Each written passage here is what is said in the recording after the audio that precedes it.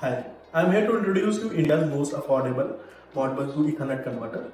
This device connects your serial devices directly to Ethernet networks quickly and reliably.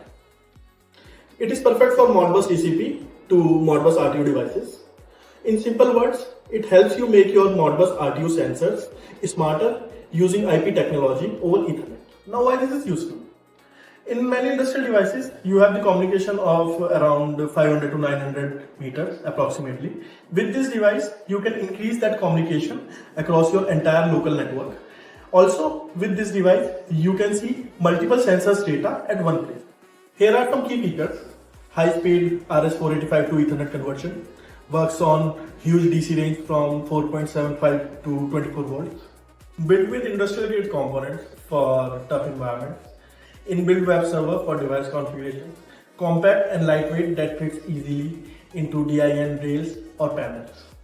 You can use it in many places: industrial automation, connecting PLCs and HMIs, or for boom barrier, toll plazas, mall gates, society gates, etc. In next part, we will see how you can configure your devices for your system.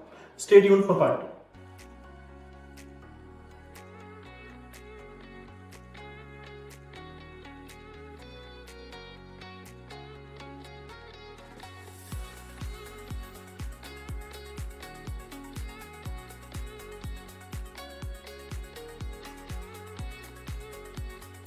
To access this device, you have to enter this IP 192.168.0.120 and enter username as admin and password as admin. At this screen, you can select the device parameters like device baud rate and parity weights. You can select like 8N1, 8 odd 1, and 8 even 1. Now we can move to Protocol tab, where you can select device functionality whether it will work as client or server or MQTT client. In Modbus server mode, it will basically act as Modbus TCP to RTU bridge. In Modbus client mode, device can connect to remote Modbus TCP server. In this mode, it is basically a raw byte pass-through from TCP to Modbus and Modbus to TCP back. In transparent client mode, device can connect with remote transparent server and send raw bytes. In transparent server mode, it acts as transparent TCP to transparent Modbus bridge.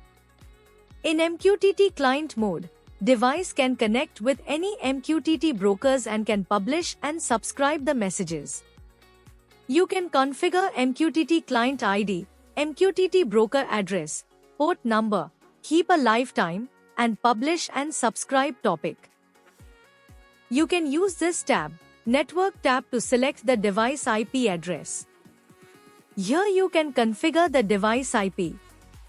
For example, if you want to select the IP, you can change it to something else and just click on the Save Network setting. After this configuration, you must reboot your device too.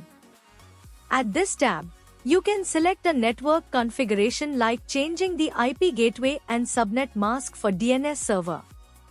If you want to save this configuration, you must reboot the device first by clicking on this Reboot Device button. At this System tab, you can either change the web server admin and password, admin username and password at this screen. If you want to change the firmware of this device, which is authorized firmware, you can use this configuration here and select this. You can click on this config file button to select the firmware. Also, after that, you have to click this upload firmware button. If you want to reboot the device, you can just click on this and then click on this OK button to reboot the device. In case you forgot the configuration and you want to revert it back to factory default, you can use this factory reset button. In case, if you want to hard reset the device, you can just press and hold the reset button for more than 5 to 10 seconds. Thank you.